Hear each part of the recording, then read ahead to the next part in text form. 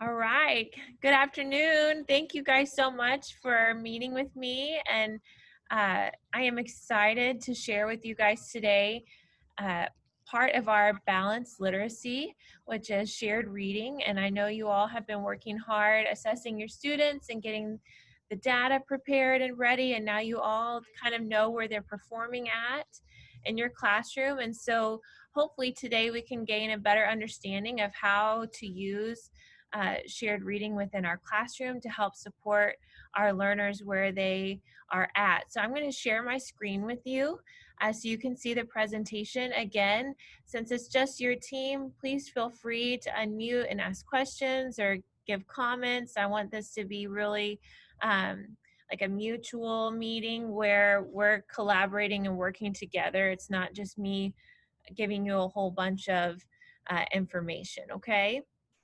So let's see. All right. Gotta move some things around here. Okay, shared reading. All right. Below you'll see some statements about shared reading, and I just want us to take some time and kind of read through them and let me know if you agree or disagree with those statements. So the first one is, the teacher reads aloud to a whole group and students listen quietly. Do you agree with that or disagree? I love it, Corey. I love the signal. Disagree, yes. Shared reading is not a read aloud. We want our students actively participating with us. So that should definitely be disagree. Okay, the second one. During shared reading, two students buddy read on one book. Do you agree or disagree? I've got some more disagrees. All right, another disagree. I love it. Okay. I mean, you could take the concepts that you work on together during shared reading and implement that during their read to self buddy reading time. That would be a great time for you to model what that conversation would look like for them to have with their partner. But again, we want this to be a group effort and we want to all be within the same book. Okay. The teacher models reading strategies. Do you agree or disagree? Yes, agree. I love it. Yes, this is the time where we get to reinforce what we're teaching during our reading workshop time. And shared reading, everybody takes turns.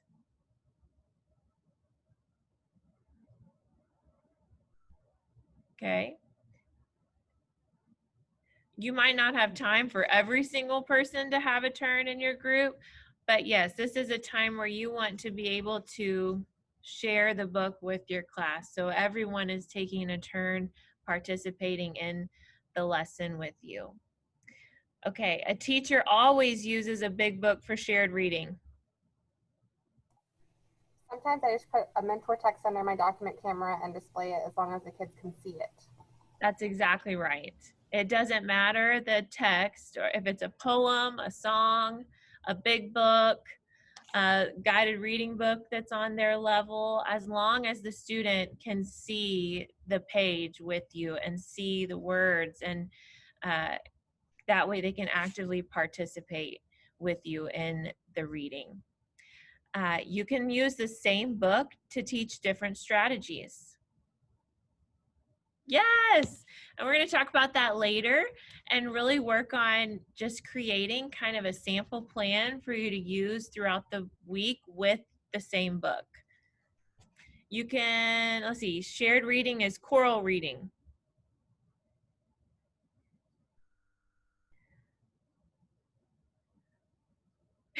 Sarah, I like it. I'm not too sure. Yes, there's a component, I feel like, towards the end of the week when these students have had the opportunity to look at this text with you repeatedly every day. They're going to know that book or that poem or that song or part of a book like the back of their hand. And that's a great opportunity for you to read it together and practice that fluency. In shared reading, the student's job is to enjoy the story.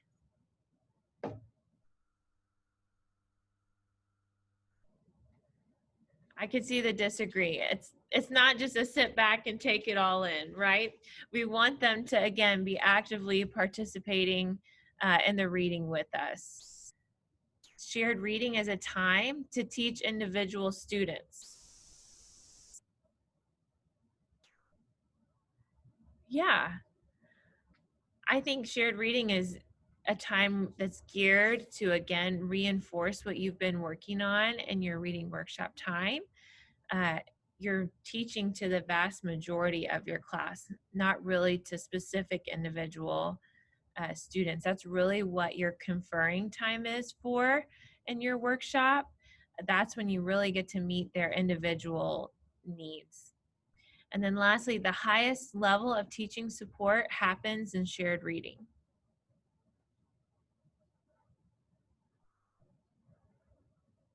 Okay, that one's hard. I think, Corey, tell me what you're thinking is the highest level of support, like guided reading? Or yeah, conferring or guided reading. To me, the highest level of support would be like they need a lot of support. They need someone sitting there walking through, especially for your low kids. And that kind of went with the last one to me, that we're teaching to the masses here. Yes. And so you may be, that may be a high level of teaching, but it's not going to be necessarily a high level of support. If that, Yes. there's a distinction in my mind whether it actually exists or not.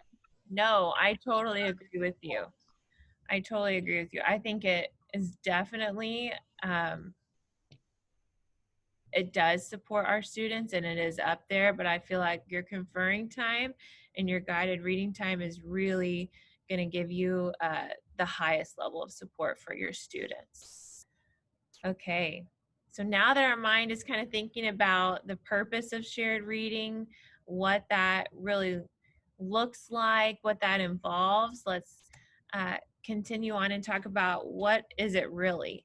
Well, shared reading is an interactive approach to the teaching of reading.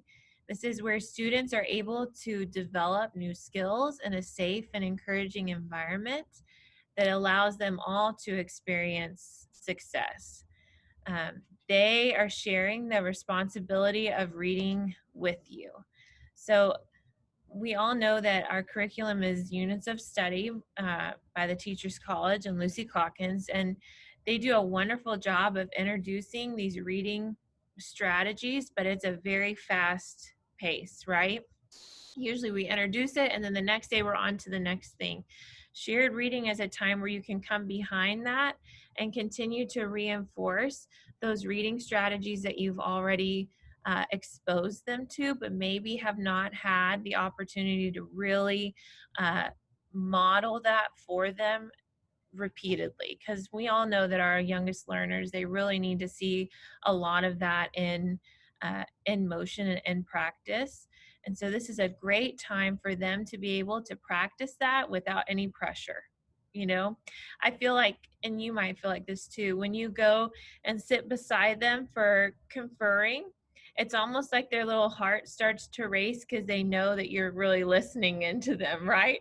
Whereas like shared reading is more of, well, everybody's having a chance to go find that. And I see my friend maybe didn't get it on the first try. So that's okay. This is a safe place where if I come up and maybe I'm not too sure of where to find it with the pointer, that it's going to be all right. My teacher's right here to help continue to encourage me and show me the correct way. And then when we move back to that conferring and that guided reading piece, we're continuing to check in with them too. Like, oh, remember we worked on that during shared reading yesterday, and I just saw you do that on your own. I'm so proud of you for doing a slow check. I was in Sarah's room yesterday, so that was fresh. I just saw you do that slow check. We just practiced that all together yesterday. Way to go. And so it's like a cycle, right? We're introducing it in our workshop time. We're using this outside component of shared reading to reinforce and continue to model. And then we're looking for evidence of that within our conferring time and our guided reading time. That's kind of your data collection. Are they getting it? Or do I need to go back and continue to model that during shared reading? Okay. Any questions so far? You good? Okay. I just really like this little picture. I'm sorry. It makes my heart so happy when they're up here and they're like finding things in the book. Anyway, I just had to say that. All right. Next slide. Okay. So what are the benefits of shared reading? Well, you're getting engagement from every learner in your class. Uh, we all know that during our reading workshop time, often our kids are out and spread around the room, and we all have those students that become disengaged at some point. Maybe they don't have the stamina to practice those skills by themselves. Maybe they are just really struggling with a portion of that book, but you are over with a small group, so you can't necessarily go over and help them at that moment in time. But shared reading allows for every student to be actively engaged with you. Language development, that's so important for our ELLs, that they have the opportunity to be exposed to that vocabulary in a safe and encouraging environment, such as shared reading. Uh, for comprehension, we can incorporate things in our plan throughout the week to make sure that our students are really practicing good questioning as they're reading. Uh, I know Tiffany likes to do the 5-finger retell with her kids. That's another thing that you could practice doing with your students in shared reading, maybe towards the end of the week, just reinforcing those comprehension concepts. Word solving, I think for our first graders, that's probably the biggest bang for your buck with shared reading, is that you're modeling those strategies that you're trying to teach them through your reading workshop time, and they're getting to see you actively do that in the text, and then they're having an opportunity to come try it with you. Concepts about print is another benefit of shared reading, just reinforcing the parts of our book and what they're used for. And then that fluency piece, we kind of talked about the choral reading, but after we've practiced it all week, we can start reading with expression and paying attention to character voices. We can start working on scooping our words up so that they're fluent, and just being able to anticipate problem words that are coming. All of that is a benefit of shared reading. Yes, ma'am. This may be covered later, so if it is, you can tell me to wait. But the word solving, that's one of the things that I've been really struggling with in my class, is that I'm trying to model a strategy, and the kids that already know the word just start shouting it out. So Yes. I don't know if that's something you're going to cover later, but that's We're not really, so we can stop and talk about that now, like management. What does that look like in your classroom during shared reading? And I know for me, especially when I would do word solving and covering it up, if I didn't have like multiple, and we'll talk about materials in a minute, but like if I use sticky notes and maybe they could see the word through the sticky note, that always caused problems. So I'd have to like multi-layer the sticky note. But I think it's also just setting up that atmosphere. Like, what does Mrs. Sargent expect for you to do during shared reading time? And even if you think you know what that word is going to be, it's so important to let our friends have an opportunity to try to figure that out for themselves. So maybe it's where they have to count like before they can raise their hand to try to say it or something. Or I used to have a student that had to have an animal, like a little stuffed animal in his lap, and he would whisper the answer to the animal in the animal's ear, because he was just very bright and very eager to have the not only the correct answer, but to be the one to share the answer to. So it kind of like helped him solve that. So I think it's just finding the routine and what works for your kids. What about you guys? Do you have any suggestions? I'm trying to tell them the like, we help, we don't tell. Yeah. Because I know I may have stolen Tiffany's thunder, because that's what I've heard her say. But maybe my kids just aren't. It hasn't sunk in yet. Maybe I don't know if they're sticking at something else.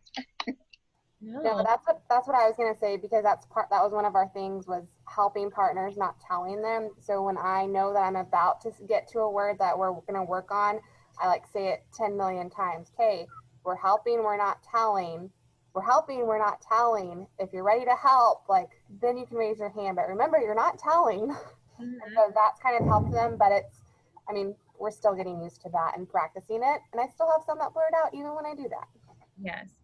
And I think you'll always have that one that does, and that's just when you just ignore and you just continue to teach the strategy. Like I'm not even going to address that you chose to not follow the directions right now, but since everybody else is still engaged, even if we know what that word is, let's practice finding that.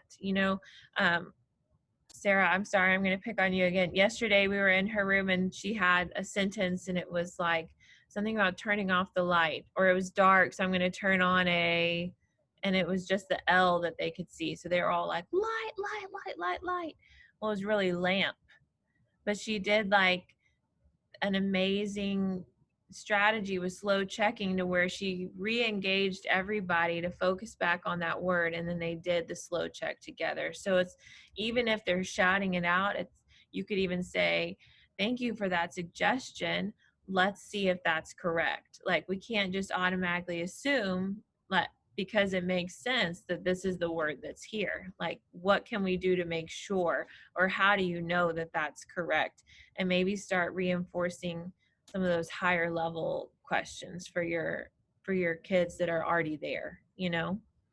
Or I mean, even maybe pair them up like Tiffany said with a buddy that's maybe really struggling, where they can just have an opportunity to discuss it together. Like I think this word is going to be blah blah blah, what do you think? Well, why do you think that? And kind of start modeling those conversations, because like we talked about earlier, then you could transition that to buddy reading, and they're already used to having those conversations together and helping each other. So that's a great question, Corey. Anything else before we move on? Okay. So the basics of shared reading, it is one of the highest levels of support, like we talked about earlier. The purpose is modeling. It's for the teacher to show the students exactly what you expect them to do when they encounter these things in their books. Everyone should be able to see the book, the poem, passage, chart, uh, whatever you're using for shared reading that day. And it's really important that everybody needs to be able to see that. So I've seen where, like Tiffany was saying, maybe there's a guided reading book that's the vast majority of your class is on that level, and you feel like it has a lot of uh, good things that the students need to work on, and you put it on your document camera. um, I know that I've also seen here recently teachers are using Epic and Epic Rigby and finding those readers, and you can actually print like class copies of the book too. So when I was at a different campus, they had the same book in every student's hand, and they were looking at the book together. So it wasn't necessarily displayed, but they each had a copy of the book. That's an idea that you could do as well. But I think we're most familiar with having the big book available and on the stand. But as our readers start reading at higher levels, those big books really aren't as appropriate and don't support what they really need, especially the end of the first grade year. The teacher is doing the reading, but the kids chime in or read along with the teacher. So again, you're leading and modeling, but they are actively participating with you. You can use the same book for several different purposes and for several different days. So I think that's the beauty of shared reading, and that we'll talk about in a little bit, is that I can plan uh, kind of a sample schedule for the week, and then whatever book I'm choosing, I'm going off of that schedule. So uh, again, we'll talk about that later, but you can use the same book for several days. And then the basics of shared reading is best for teaching what? What do you think shared reading is best for teaching?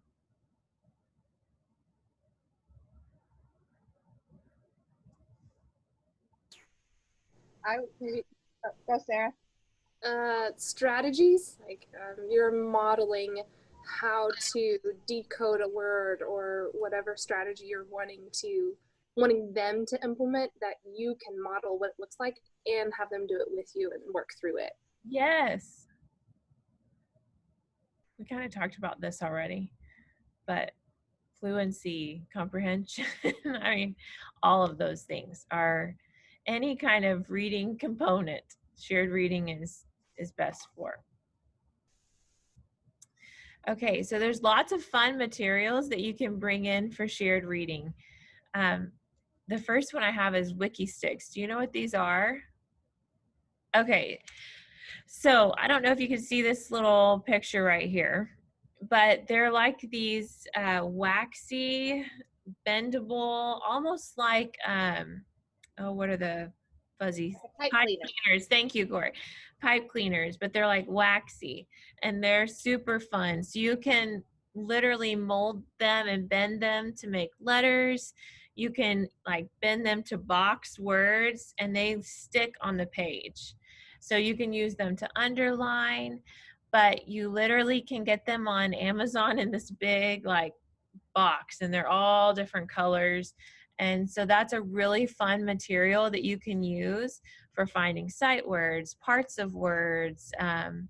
You know, if you're looking at contractions, maybe boxing the apostrophe or talking marks, like they're just really cool tools that the kids really love to use. And again, part of that engagement is I'm using these awesome things only during this specific time. So they get really excited because they know with shared reading, there comes some really cool supplies that we get to use. Highlighter tape, it's kind of like whiteout tape, but it's clear and it comes in all different colors. This is kind of what it looks like. So when you put it in your book, they can see through the tape and still see the word, but you can draw their attention to that portion. Overlays, like clear plastic pieces that you can cut. I used to have these in my kinder and first grade class, fly swatters, and I cut out the middle of it. So if you're finding like a special sight word, you can have them like slap the word in the book and the words in the middle, and they love it, or like a part of the word, or anything that you're trying to draw their attention to. And then this is correction tapes for innovations. That's more for like shared writing. When you have them share the pen with you, you can have that correction tape in case they make a mistake and you want them to go back and fix it. Okay, any other ideas? I know we have like pointers and things like that, but is there anything else that you maybe use for shared reading? All right. Okay, so we're going to take a quick couple of minutes and watch a video. This is a mentor teacher of mine. Her name is Becky Voigt. And Jill, I thought this would be great for you because she has been doing shared reading with her connected learners and their face-to-face. So she is recording videos using guided reading books and posting them for her kids at home and her kids in person. So they all watch the same shared reading together. So while we're watching this, I want you to think about her focus. Like, what behaviors or actions is she teaching for? Like, what knowledge is she trying to teach them or share with them or model for them? And then we'll talk about it after the lesson. Oh, I think. Maybe not. Let me see if it'll work here.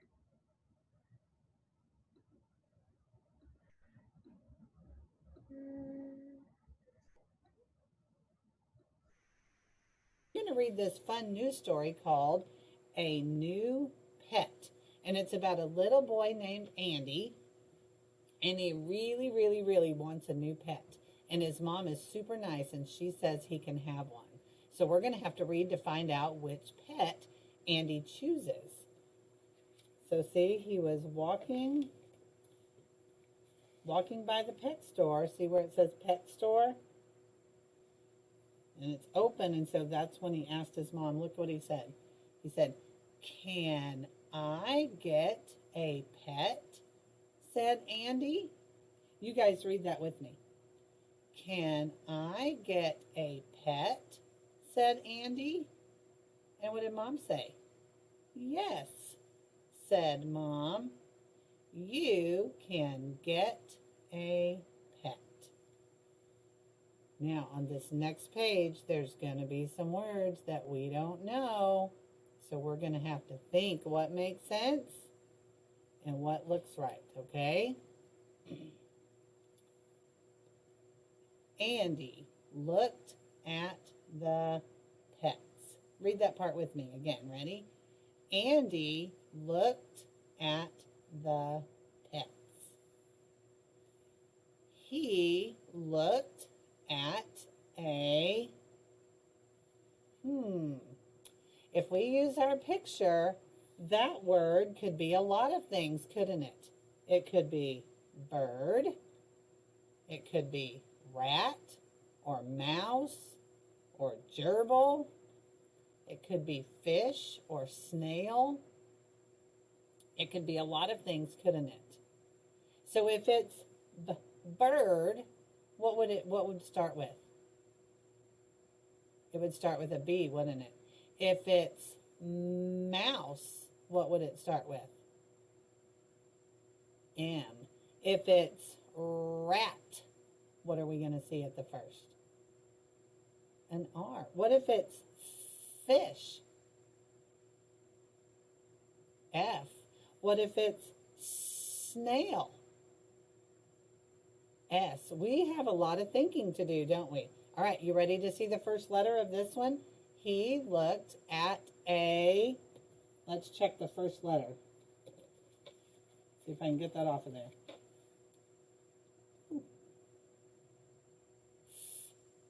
So could it be bird? Can't be bird, can it? Could it be mouse? Mouse? Nope, that doesn't start like mouse. Could it be rat? No. Could it be fish? It could, couldn't it? So let's say he looked at a fish. That would look right, wouldn't it? All right, let's try the next one. Ready? He looked at a, so it still could be bird or mouse or rat or snail. All of those would make sense. Let's check. Let's look at the first letter. That first letter is a B. B. So could it be bird? It could, couldn't it? Could it be mouse or rat? No. And we already know it's not fish because we said that up here. Is it going to be snail? Nope. So I think it has to be bird. He looked at a bird. He looked at a, it's got to be mouse or rat or snail. So be thinking, if it's mouse, what are you going to see? If it's rat, what are you going to see? And if it's snail, what are you going to see? Let's check and see. So what's it going to be? It's going to be mouse, isn't it? So now we're going to read this page and we're going to use those first letters to help us. Ready? Andy looked at the pets. He looked at a fish. He looked at a bird. He looked at a mouse too. Let me take all those off so we can see the whole word. I think that one's stuck. There we go. Almost. Okay. Let's read it one more time. Ready? Andy looked at the pets. He looked at a fish. He looked at a bird. He looked at a mouse too. So do you see how you have to check not just what makes sense, but also what looks right? Okay? Uh-oh. Andy looked at a, Can I say spider right here? Spider? No, that one doesn't look like spider, does it? What kind of a spider is that? It's a big spider. Let's read that together. Ready? Andy looked at a big spider. And there's his talking marks. Let's see what he said. Look, Mom, said Andy. Look at the big spider. Can I get the big spider?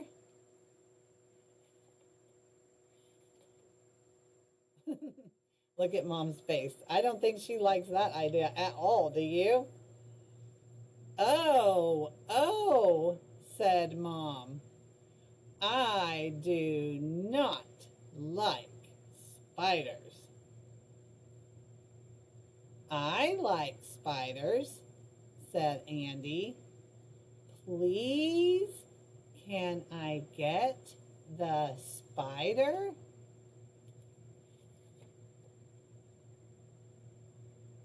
Mom looked at the big spider.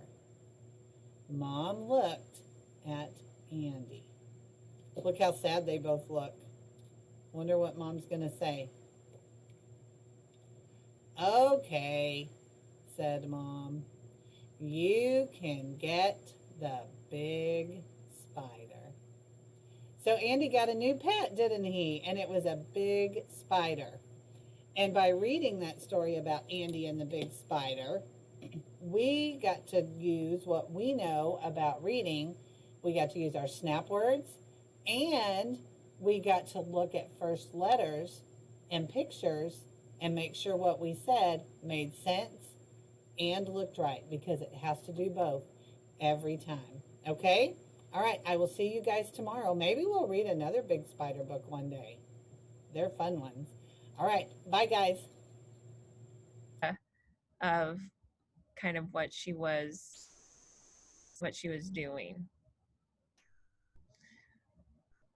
So what did she teach? I think just the using the strategy on the how to solve tricky words for our curriculum is to check the picture. And I really liked the way she covered the whole word. Like I've left that the first letter uncovered, but I really like that by covering the whole word, she made them look at like all of the picture, all of the choices. Yeah. Without, like, I like the way she did that first. Yeah, really thinking about that meaning. Like what really would make sense here before I even try to start looking at the letters. Yes. What else? She was teaching them about checking the first sounds, making sure it looked right and made sense. Yes. Yeah. I liked how kind of we were talking about earlier, layering the sticky notes. If you choose to do that, like instead of just revealing the word to them, how she gradually gave them that next part. Because I think we can all think of kids that really struggle with looking just right at the first letter and then thinking about what would make sense there. You know, it's kind of like we jump over that part. So it's like a gradual release. Let's look at the meaning, what would make sense, and now let's start looking at the first letter and adding that next layer. Okay, I see the bird, the mouse, the snail, but I need something that starts with M, you know, or B. Now that, and then kind of like Sarah's kids were doing yesterday, then going through and doing a check through the whole word. Does it look right all the way through and not just with that first letter? So really you could spend like a week just on searching for meaning. Then the next week add that next layer of now let's search using that first letter. And then the following week start working on, okay, now that we're looking with the first letter, let's check the whole word all the way through. So anyway, yes, what else?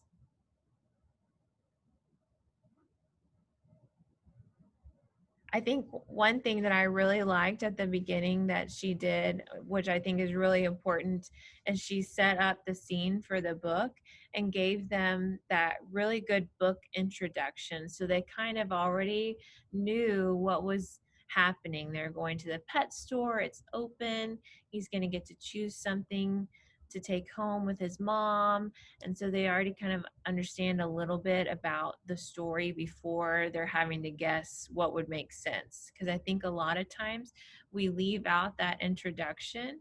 And so they've only read like 3 or 4 words on the page and they get stuck and they don't have enough meaning of what's happening in the story to be able to think about what makes sense there. So giving them that little bit of introduction allows them to be thinking about what's happening in the story before they even start reading. So I think that was another great thing that she did. Any questions or thoughts before we move on? Okay. All right, now let's get to planning, because I know that's where you guys are at. One of the easiest ways to incorporate shared reading in your classroom is to develop a plan that stays the same. And the only thing that changes is your text every week, okay? And what you'll find is that your students start anticipating like, oh, it's Monday. Monday's the day when she gives us the little introduction and we might read a couple of pages together, and then, oh, it's Tuesday. I know a word's going to be covered up today and we're going to have to figure out what that word is, you know, and they start to anticipate that schedule too, and it just helps us kind of stay on track as well. Here's just an example of a shared reading weekly guide, and I will get you a copy of this, okay? I have a couple of things to share, but basically this is the schedule. So on Mondays, you read the text and become familiar with it. Give them that book introduction, talk about what's kind of happening in the story, and here's some of that comprehension work. Maybe make a prediction about what's going to happen, or try, if you read it, try to have them make a connection to the text or to the world around them. One of our favorite characters of mine is Mrs. Wishy-Washy, and so they get to know these characters and they're like, well, I'm making a prediction that somebody's going to get messy and Mrs. Wishy-Washy's going to have to clean it up, you know? And then you're reading throughout the week to check to see if that's correct. Tuesday, again, you reread the text. It doesn't have to be the entire book. You know, Becky stopped on the second page. You could just read the first 2 pages, and then the second day, read those first 2 pages again, just to work on that fluency of the words that you've already practiced.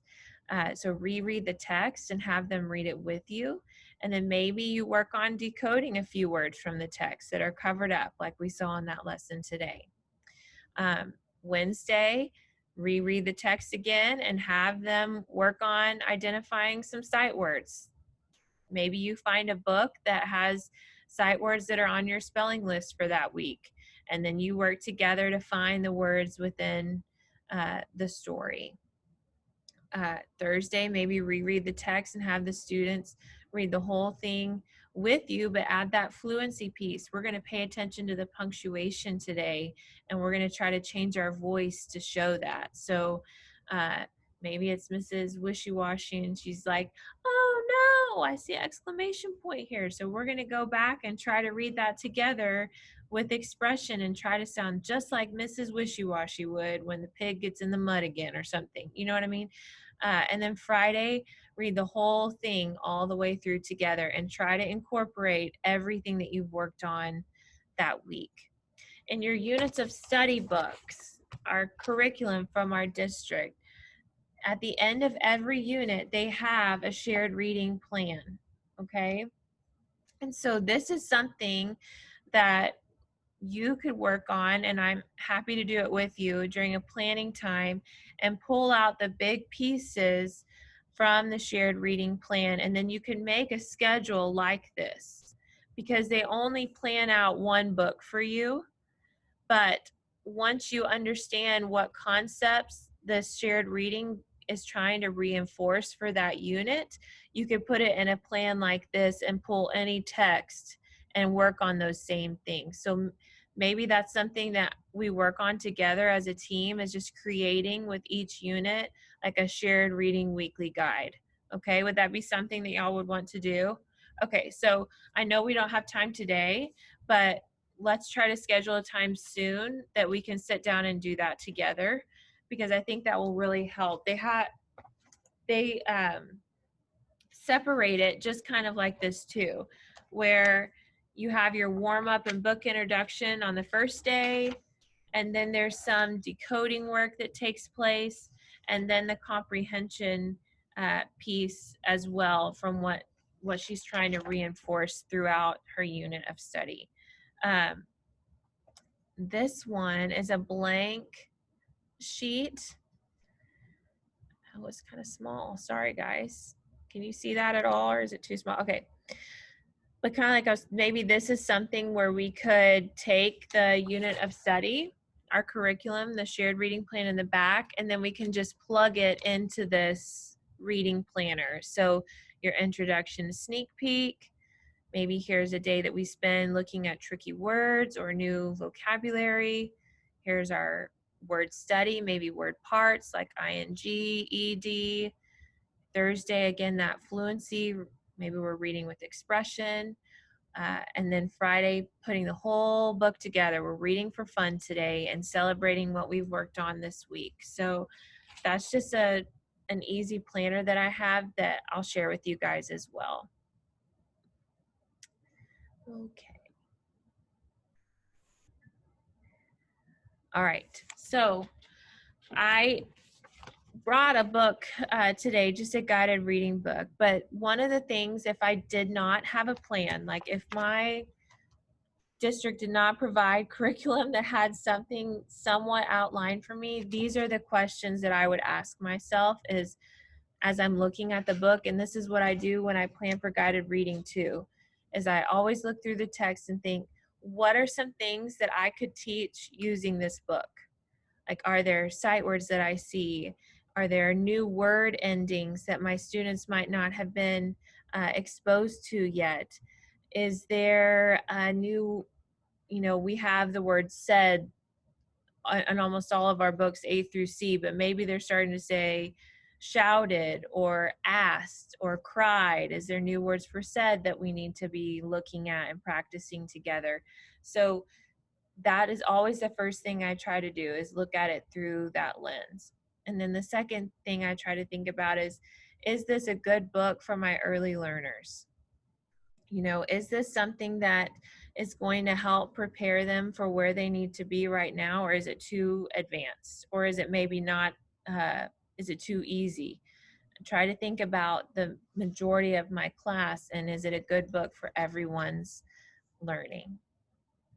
So that's really all I have for you guys today. We've got about 4 minutes, 3 or 4 minutes. Is there any questions or anything that I can help answer? I know we're going to plan and try to think of a template together, but is there anything else that I can do for you guys, or that you need me to answer?